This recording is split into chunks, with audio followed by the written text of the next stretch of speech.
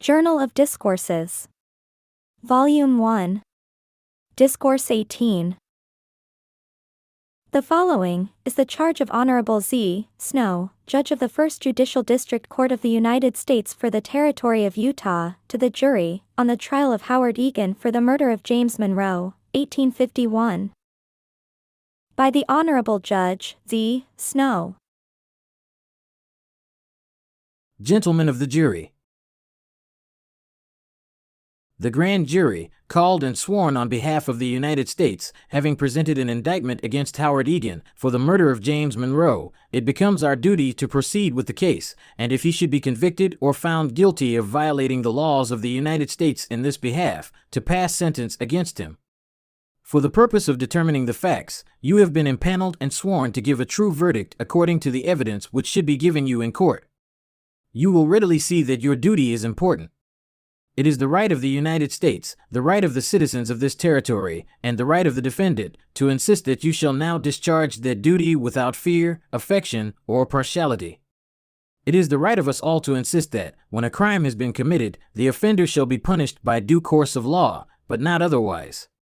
We have no right to punish a person for a real or imaginary wrong, except with the authority of law.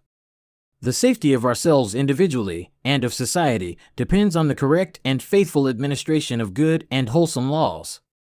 No one ought to be punished unless he be guilty of an act worthy of punishment, nor even then, unless that act has been declared to be penal by the law of the land, and the punishment directed, nor until he has had an opportunity of having a fair and impartial trial, for, peradventure, he may not be guilty as alleged against him. If the law suffered a person to be punished upon mere rumor, or upon strong circumstance, accompanied with the communication of our best, our bosom friends, without the usual tests of truth which have been established, we might well pause and wonder whereunto this would grow.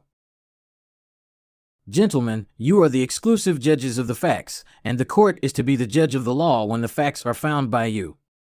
Murder may be defined to be the unlawful killing of a human being in the peace of the republic, with malice prepense, or of forethought, by another human being who is of sound mind and discretion.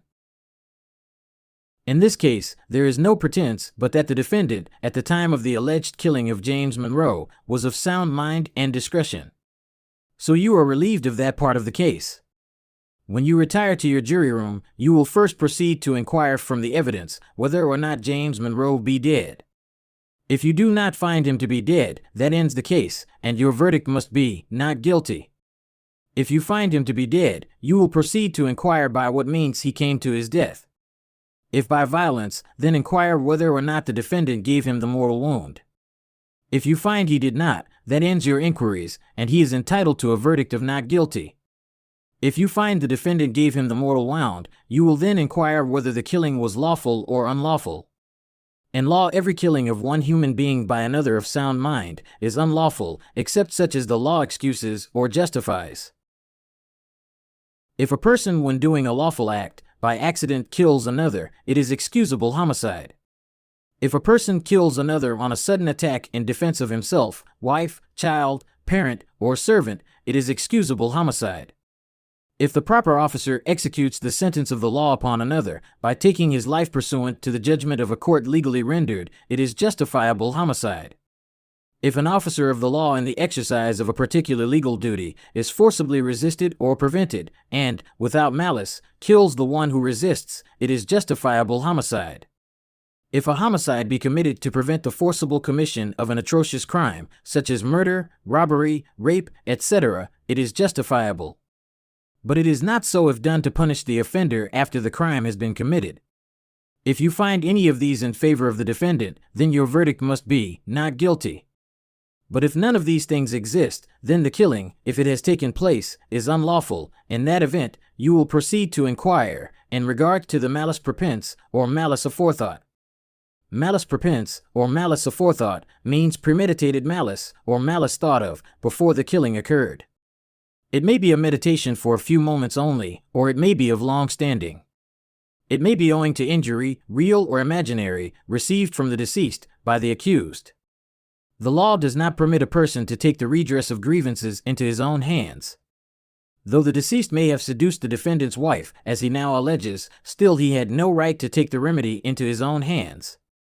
If, for seduction, the law inflicted the punishment of death, it would not justify nor excuse the injured party from guilt if he inflicted death without a judgment of the law to that effect, nor even with such a judgment, unless he be the officer of the law appointed for that purpose.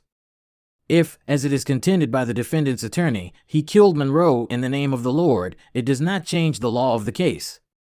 A man may violate a law of the land and be guilty, and yet, so far as he is concerned, do it in the name of the Lord.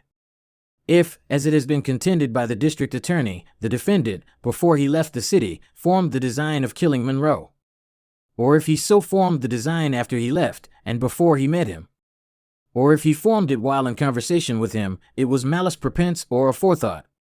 If the deceased did seduce the defendant's wife, and begot a child with her, and if for this the defendant killed him, in law, the killing was unlawful. Should you be of the opinion in all these things that the defendant is guilty, then the place in which the act was committed becomes material. This would not in most cases affect the general result, provided the crime be committed within the jurisdiction of the court trying the accused. The materiality in this case arises in consequence of the peculiar relationship of the United States courts with the courts of the several states and territories. The jurisdiction of the United States courts is separate and distinct from the jurisdiction of the state courts. But in the territories, the same judges sit in matters arising out of the Constitution and laws of the United States, as well as the laws of their respective territories. This, to me, has been the most difficult part of the case. The territorial courts being of a mixed jurisdiction, partly national and partly local in their organization, it becomes important to keep in view these two jurisdictions. When sitting as a court of the United States, we must try criminals by the laws of the United States, and not by the territorial laws. We must look to them for our authority to punish violators of the law. When sitting as territorial courts, we must try criminals by the laws of the territory, and look to them for our authority to punish. If the laws of the United States do not authorize us to punish in a case like the present, as we are now sitting as a United States court, the defendant, for this reason, is entitled to a verdict of not guilty. The United States have no right to pass a law to punish criminals, except in those cases which are authorized by the Constitution. These may be said to be national in their character, and to extend to all places under the sole and exclusive jurisdiction of the United States, but they do not extend to those places within the United States, when there is an existing state or territorial jurisdiction, unless they are to protect its necessary internal authorities, such as protecting its postal arrangements, its revenue laws, its courts and officers, and the like cases. There is a large extent of country between this city and the Missouri River, over which the United States have the sole and exclusive jurisdiction. And there is a part of this same country within the jurisdiction of the state of Missouri, and another part within the jurisdiction of this territory. It is the right of every American citizen to have full and ample protection in the enjoyment of life, liberty, and happiness. And the duty of the United States, and those places where it has the sole and exclusive jurisdiction, to extend that protecting hand over them. And the duty of the states and territories in their respective jurisdictions, subject to the Constitution and laws of the United States, to extend a like protecting hand. By this you will see that the United States, when it established the territorial governments, giving them the right of legislation, created a jurisdiction within its own jurisdiction, but subject to its supervisory control. Therefore it has not the sole and exclusive jurisdiction within the limits of the existing territories.